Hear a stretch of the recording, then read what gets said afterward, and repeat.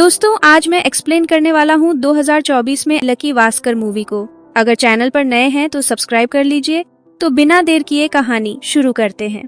तो कहानी की शुरुआत 1989 से होती है, जहाँ पर हम बॉम्बे को देख पाते हैं। और इस वक्त कहानी का मेन लीड कैरेक्टर यानी कि लकी भास्कर जॉगिंग करते हुए अपनी कहानी बता रहे थे कि जितना आसान या जीवन दिखता है उतना है नहीं, क्योंकि मुसीबत आती ही रहती है। और तभी हम देखते हैं कि कुछ सीबीआई ऑफिसर्स आकर उसे ले जाते हैं उसी के बैंक में जहां पर वो जॉब किया करता था। वहां पर बहुत सारे रिकॉर्ड्स को निकाल देने के बाद में मालूम चलता है कि एक आम से बैंक कर्मचारी के अकाउंट में 100 करोड़ की बड़ी राशि, आखिर ऐसा कैसे पॉसिबल है। और फिर यहाँ से कहानी फ्लैशबैक में जाती है, जहाँ पर हम देख पाते हैं कि लकी भास्कर की जिंदगी कितनी आम थी। वह आता है, जॉब करता है, ईमानदारी से सारा काम निभाता है। इनफैक्ट जितने भी बैंक के सारे मेन काम होते हैं, जैसे कि बड़े नोटों को लाना, अकाउंट मैनेज करना, लोगों को पैसे देना और फिर सारा हिसाब किताब करके सारे कंप्लीट कर देना, ताकि अकाउंट्स बिल्कुल एक्यूरेट मेंटेन हो सके। कहने का तो यहाँ पर असिस्टेंट जीएम और जीएम इन दोनों के ही कंधों पर बैंक की जिम्मेदारी थी, मगर फिर भी सारा काम भास्कर कुमार ही किया करता था। अब यहाँ पर उसका एक फ्रेंड भी दिखाया जाता है, प्रहलाद, जो कि 10वीं क्लास तक तो उसके साथ में ही था,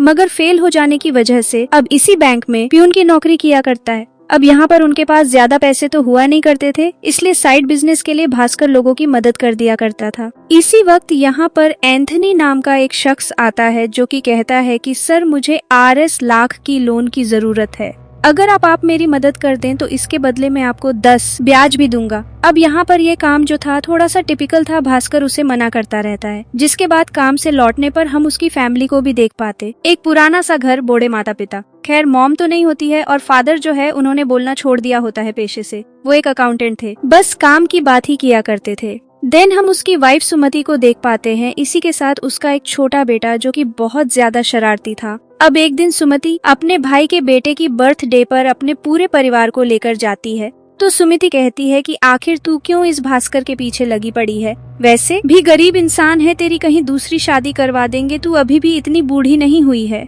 जिस पर सुमति कहती है कि माँ आखिर आप ऐसा सोच भी कैसे सकते हैं। उसके भाई की बीवी तो इतनी ज्यादा गंदी थी कि छोटा बच्चा जो हाथ में केक का पीस लेकर के खा रहा था उसे भी गिना देती है। सुमति को बहुत ज्यादा गुस्सा आ जाता है और वो बच्चों को लेकर निकल जाती है बिना कुछ खाए पिए। ये लोग निकले होते हैं तो भास्कर इन्हें एक रेडी पर वड़ा पाव खिलाने के लिए लेकर जाता है, मगर 3 वड़ा पाव के पैसे तक नहीं होते हैं, सिर्फ 2 ही वो ले पाता है। जहाँ पर दुकान वाला कहता है कि भैया एंजॉय करो, एक मेरी तरफ से। भास्कर के पास में अपने परिवार को वड़ा पाव तक खिलाने के पैसे नहीं थे। वहीं दूसरी तरफ वो इंतजार कर रहा था एक अच्छे प्रमोशन का, क्योंकि उसे अपने काम पर विश्वास था और उसे लग रहा था कि एक न एक दिन जब प्रमोशन की बातचीत आएगी तो उसका नाम सबसे आगे होगा। वहीं अगले दिन एंथनी फिर से उसके पास आता है और कहता है कि सर देखिए, मुझे RS लाख की जरूरत है और ये कोई मैं इलीगल काम नहीं करूंगा, मेरे पास ट्रांसपोर्ट का एक बिजनेस है। मेरा एक साथी जो कि मलेशिया, मॉरिशस जैसी जगहों से काफी सारी ब्रांडेड टीवीज को इंडिया में शिप करने वाला है, जैसे कि सोनी।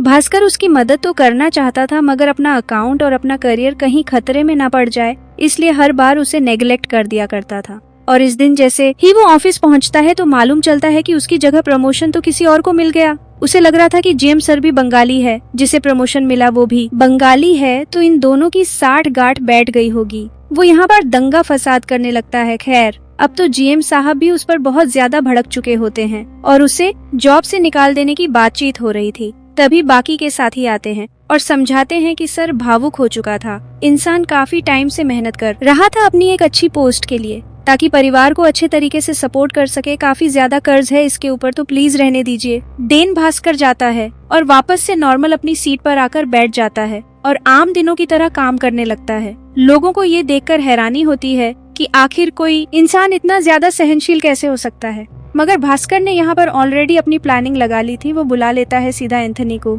और कहता है कि आपको 2 लाख की जरूरत थी ना, ये रहे 2 लाख, मगर इसके बदले मुझे 10 नहीं 20 ब्याज चाहिए, 10 मेरा और 10 प्रहलाद का, और आपके पास सिर्फ 2 घंटे हैं। देन फटाफट से एंथनी जाता है ट्रांसपोर्ट में और फिर अपने दोस्त से कॉल करके जितनी भी टीवीज का ऑर्डर था वो ले लेता है, जिससे उसे अच्छा खासा मुनाफा होता है। और रात को ये सभी मिलकर पार्टी करते हैं। इस पैसों को देखकर कहीं न कहीं भास्कर के मन में लालच आ जाता है और उसको ही अपना बिजनेस ही बना लेता है, जहाँ पर वह हर बार बैंक के ही नोटों से घपला करके एंथनी को ट्रांसपोर्ट पर कस्टम का माल छुड़वाने में हेल्प करता रहता है। ऐसा करते करते काफी दिन बीत जाते हैं और धीरे धीरे मुनाफा बढ़ता जाता है। इसी मुनाफे के साथ में एक दिन वो एक जोरदार पार्टी रखता है। अपने बच्चे के बर्थडे की इस पार्टी में उसके ऑफिस कलीग्स, गली मोहल्ले के दोस्त और वाइफ की भी और भी काफी सारी रिलेटिव्स आई थी। पार्टी तो बड़ी जोरदार थी, मगर इसी बीच एंथनी उसे एक और लास्ट फाइनल एक बड़े शिपमेंट के बारे में बताता है, जिसके अंदर 3 इम्पोर्टेंट कार्स आने वाली थी फ्रॉम दुबई। अब यहाँ और 10 लाख उस टाइम पर बहुत बड़ी रकम हुआ करती थी।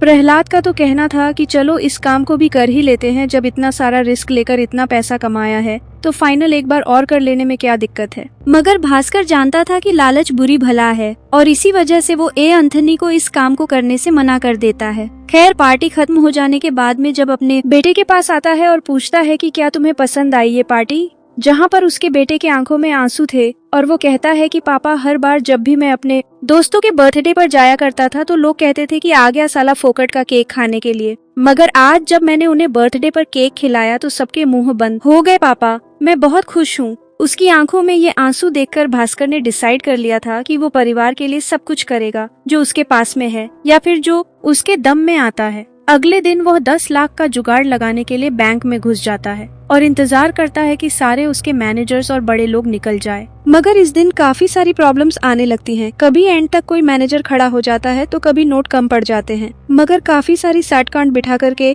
फाइनली वो 10 लाख लेकर के पहुंच जाता है एंथनी के पास। मगर एंथनी के पास एक बुरी खबर आती है और वो बताता है कि जो डीलर मुझसे इन कारों की डील करने वाला था उसे पुलिस पकड़ करके ले जा चुकी है। अब आखिर इन कार्स की डील कैसे होगी, और आज 10 लाख जो बैंक से निकाल चुका है, रात को तो बैंक भी बंद हो चुका है, तो वो आखिर इतने पैसों को घर पर ले जाकर के करेगा क्या। कुल मिलाकर के सिचुएशन आउट ऑफ कंट्रोल जा चुकी थी, मगर भास्कर का दिमाग शानदार था। वो कहता है कि क्या शहर में सिर्फ एक ही डीलर है, कहीं और जगह और भी तो बड़े बड़े डीलर्स होंगे, क्या आप उनसे कांटेक्ट नहीं कर सकते। यहाँ एंथनी अपना जुगाड़ लगाने लगता है और सीधा महाराष्ट्र से गोवा में कॉल कर देता है एक बड़े डीलर को, और वो कहता है कि ठीक है, गाड़ियां मैं खरीद लूंगा, मगर मुझे आज की रात ही चाहिए।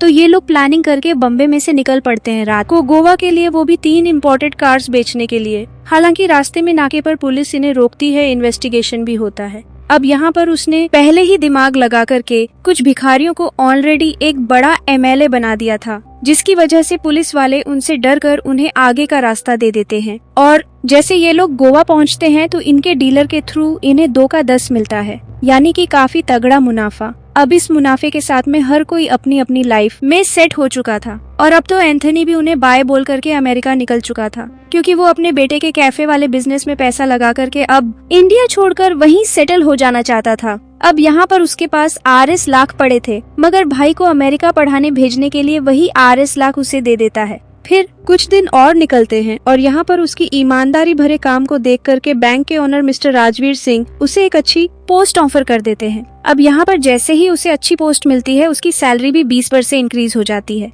तो यहाँ पर अब उसे दिमाग आता है कि क्यों ना इस पोस्ट का सही फायदा उठाया जाए। अब यहाँ पर करंट सिनेरियो में हम उसी CBI इन्वेस्टिगेशन ऑफिसर को देखते हैं, जो कि इस वक्त भी पूछ रहा था कि आखिर इतनी बड़ी रकम तुम्हारे पास में आई कैसे। अब यहाँ से कहानी अगेन फ्लैशबैक में जाती है। तो बेसिकली जिस बैंक में भास्कर काम किया करता था, इसका नाम था मगधा बैंक, और जो दूसरी बैंक्स को ये लोग लोन दिया करते थे, उस बैंक का नाम था कटारी बैंक। तो यहाँ पर एक बड़ा बिजनेसमैन नाम तो ओरिजिनली हर्षद मेहता था, मगर मूवी में आइडेंटिटी छुपाने के लिए हर्षा मेहरा नाम यूटिलाइज किया गया है। तो बेसिकली वह बैंक टू बैंक लोन लिया दिया करते थे और इनको देने के लिए या लेने के लिए कैश का नहीं बल्कि डॉक्यूमेंटेशन का इस्तेमाल हुआ करता था, जिसे कि BR कहा जाता है, यानी कि बैंक रिसिप्ट्स, क्योंकि अमाउंट बहुत ज्यादा बड़ा हुआ करता था, 10 करोड़, 20 करोड़, 50 करोड़। अब ऐसा करते करते बहुत ज्यादा लोन बढ़ता जाता है। यहाँ पर मगधा बैंक का फायदा भी होता था, क्योंकि हर्षा मेहरा बहुत अच्छा खासा कमीशन मगधा बैंक को दिया करता था। अब यहाँ पर कहीं न कहीं भास्कर को गफलत नजर आती है। देन वो पूरी तरीके से उनकी छानबीन करने लगता है और फिर सीधा पहुंच जाता है कटारी बैंक और उन्हें ये बताने लगता है कि सर, आजकल जो आप BRs वगैरह इशू कर रहे हैं उनकी अमाउंट बहुत ज्यादा है और पहले आपने कितने ट्रांजैक्शंस किए हैं, मुझे प्लीज उनकी भी रिपोर्ट चाहिए। और हर्षा मेहता का खाता जो कि आपके बैंक में भी है, उसका स्टेटमेंट भी चाहिए। लेकिन वहाँ के जो मैनेजर्स थे वो ऑलरेडी बिके हुए थे, वो बैंक स्टेटमेंट देने से मना कर देते हैं। भास्कर को समझ आ चुका था कि ये लोग भी अच्छा मोटा कमीशन उठा रहे हैं हर्षा के थ्रू। यहाँ पर अब उसे माइंड में एक आइडिया आ जाता है। वो अब इस 2 नंबर के काम को 1 नंबर में बदलने के लिए अपने कुछ दोस्तों का सहारा लेता है और अब जो मोटे मोटे BRs वो अपनी बैंक यानी कि मगधा बैंक के थ्रू कटारी को फॉरवर्ड किया करता था, उसके बदले जो उसे कमीशन मिला करता था, इस कमीशन को वह 1 नंबर में करवाने के लिए पहले तो अपना लकी ड्रॉ खुलवा आता है, फिर अपनी वाइफ का एक इंटरनेशनल बिजनेस खुलवा देता है सुमति होम कुकिंग के नाम से। अब यहाँ से उसका सारा का सारा ब्लैक मनी व्हाइट मनी में कन्वर्ट होता जाता है। एक बार की बात होती है जब अपनी बहन की शादी के लिए वो एक ज्वेलरी शॉप में जाता है, लेकिन वहाँ के जो सेल्समैन होते हैं वो उनके कपड़े देखकर उन्हें कुछ अच्छा भाव नहीं देते और ऊपर से बढ़िया वाला माल भी नहीं दिखाते, तो भास्कर को आ जाता है गुस्सा। फिर उसका ईगो हर्ट हो जाता है। सबसे पहले तो वो जाता है एक बड़ी तगड़ी कार खरीदता है, फिर जाकर के बहुत सारे महंगे कपड़े खरीदता है, देन घुसता है उस ज्वेलरी शॉप में जहाँ पर एक जो सबसे महंगी रो थी जिसके अंदर महंगे वाले डायमंड्स थे, वो पूरी की पूरी खरीद लेता है, क्योंकि सेल्समैन को लग रहा था कि ये क्या 2 ग्राम का सोना भी नहीं खरीद पाएगा। अब उसकी बोलती बंद हो चुकी थी और पहले जहाँ दुकानदार बैंक चेक्स लेने से मना कर रहे थे, ओनली कैश की बातें कर रहे थे, अब तो वो भी उनके हाथ जोड़कर चेक लेने के लिए उतारू आ गए थे। तो बेसिकली भास्कर की लाइफ काफी ज्यादा लकी चल रही थी। मोहल्ले में जितना भी कर्ज था वो चूक चुका था, लोग उसे इज्जत की निगाहों से देखने लगे थे और अब तो पैसा भी 2 नंबर से 1 नंबर हो चुका था, तो कहीं ना कहीं उसमें घमंड आ चुका था, जैसे कि लोगों से तू तड़ाक में बातचीत करना, अपनी वाइफ को टाइम ना देना। और अब तो इन बातों से सुमति को भी कहीं ना कहीं बुरा लगने लगता है। अब अपने आप सुधारने के लिए भास्कर पुराना वाला भास्कर बनने की कोशिश करता है और एक दिन उसकी बैंक में कटारी बैंक के मैनेजर आते हैं और कहते हैं कि मेरे पास लॉकर्स खत्म हो चुके थे, मेरी वाइफ का एक और खाता खुलवाना था, लॉकर में कुछ सामान रखवा था, तो इसलिए मैंने सोचा कि क्यों ना आपकी बैंक में रखवा दूं। और बातों ही बातों में जब वो BRs को देखता है तो उसका दिमाग घूम जाता है और वो कहता है कि ये BRs तो मेरी बैंक ने कभी साइन किए ही नहीं, यानी कि कटारी बैंक और मगधा बैंक के बीच में जो डॉक्यूमेंटेशन हुआ है ये फेक है।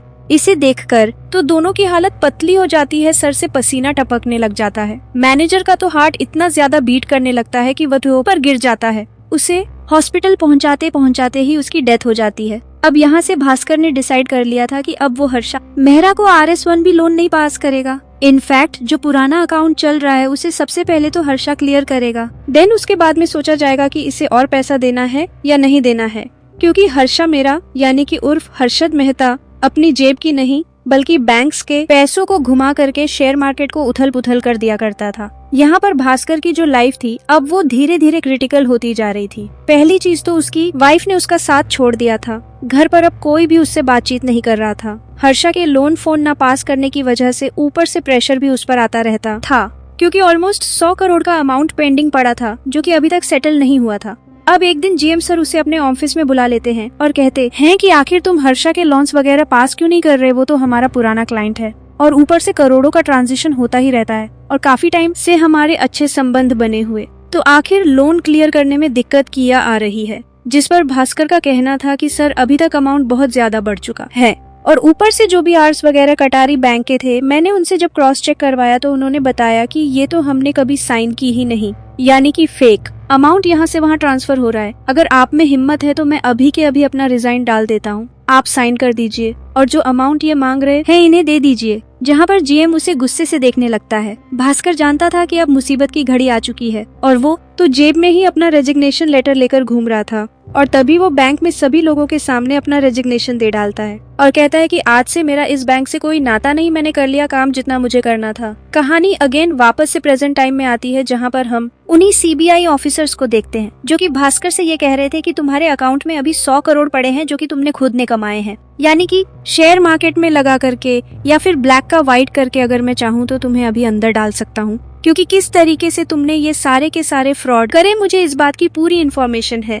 अगर तुम चाहो तो मैं तुम्हें इस पूरे फ्रॉड से बचा सकता हूँ। ये जो 100 करोड़ का अमाउंट तुम्हारे खाते में दिखा रहा है, अगर तुम इसे बैंक में डाल करके हर्षा मेहरा को दिए हुए 100 करोड़ के साथ में इक्वल कर दो तो यह मामला अभी रफा दफा हो सकता है। अब यहाँ पर यह 100 करोड़ का अमाउंट बहुत ज्यादा बड़ा था जो कि करीब 3 सालों से अपनी मेहनत करके भास्कर ने कमाया था। लेकिन अगर भास्कर ऐसा नहीं करता, यानी कि 100 करोड़ अपने खाते से बैंक में ट्रांसफर नहीं करता, तो RBI की इन्वेस्टिगेशन में बैंक पर तो सील लगती ही लगती और कई सारे लोग जो कि जेल की हवा खाते, ऊपर से पूरा का पूरा शेयर मार्केट हिल जाता, बहुत सारे लोगों के पैसे दाव पर लगे थे, लोग रास्ते पर आ जाते। एक तरीके से कहा जाए तो पूरी इंडिया की इकोनॉमी हिल जाती। यहाँ पर भास्कर अपने पूरे 100 करोड़ इन्हें देने के लिए तैयार हो जाता है और हाथ जोड़कर वहाँ से निकल जाता है। अब यहाँ पर कहानी के एंड में बहुत शानदार 3-4 ट्विस्ट आते हैं, तो यहाँ पर एक एक करके मैं सारे के सारे ट्विस्ट क्लियर करते जाता हूँ। नंबर 1 ट्विस्ट वहाँ आता है जहाँ पर बैंक के जीएम और ओनर्स वगैरह काफी खुश होते हैं क्योंकि उनके अकाउंट 100 करोड़ से इक्वल हो चुके थे, मगर भास्कर के जो 100 करोड़ का चेक